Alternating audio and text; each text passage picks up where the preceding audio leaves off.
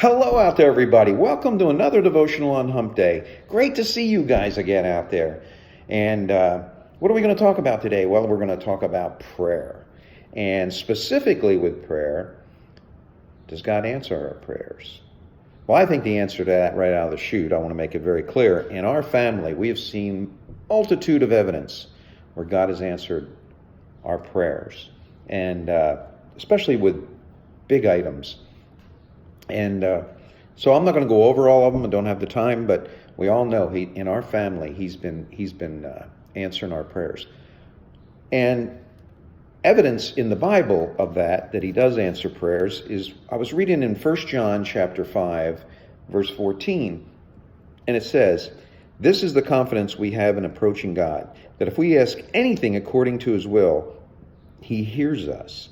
And if we know that he hears us, whatever we ask, we know that we have what we ask of him." That's a great passage. It tells us that God does answer our prayers. And it says in accordance with his will. He has many ways to answer prayers. I really believe that. He answers them quickly. He'll answer prayers. He'll take his time. He'll do it in his time. And sometimes we don't like that, but he will take some time, and in his time he will answer them. But I believe that, and I don't have any evidence of this in the Bible. Well, maybe I do. In a little bit I'll talk about that.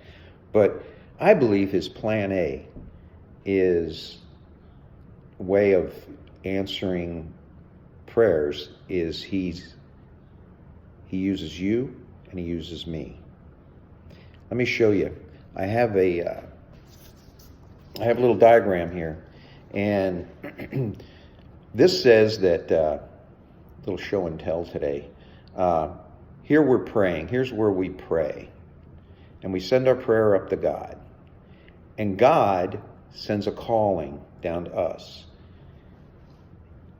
and then we, if we have the resources, the time, and the energy, will answer this person's prayer over here.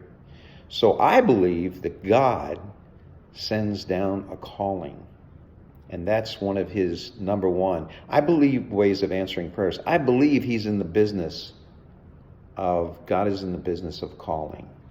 And let me explain that, and let me show you where evidence of that in the Bible. I thought of a handful of places in the Bible that would prove that point.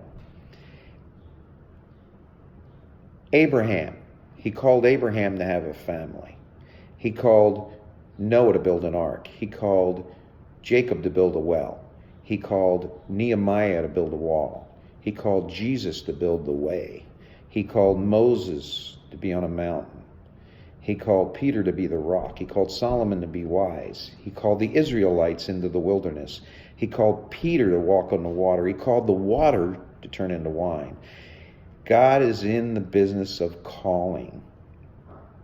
And the only question left there is, are we in the business of answering God's calling? It's a great question, right?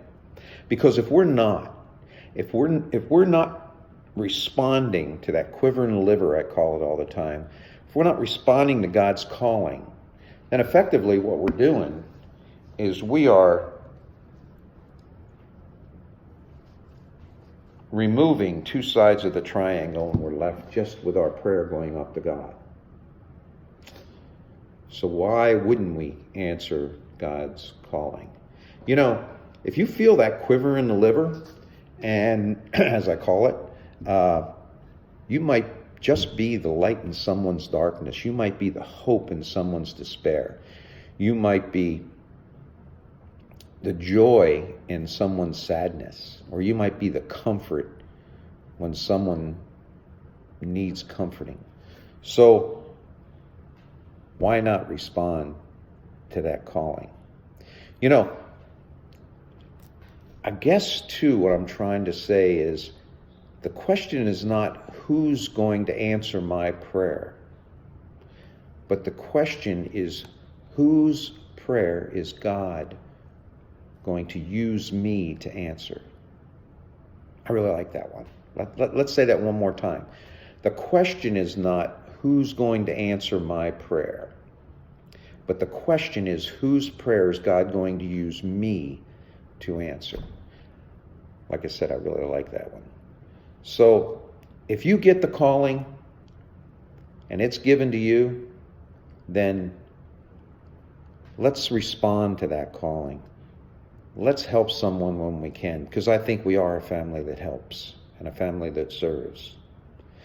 So in closing, I'll say one more thing, that the question is not, will God respond to the call of the destitute? But the question is, will you? Well, that's all I had. Thanks for listening in, guys. I will see you next week. Keep on being awesome out there.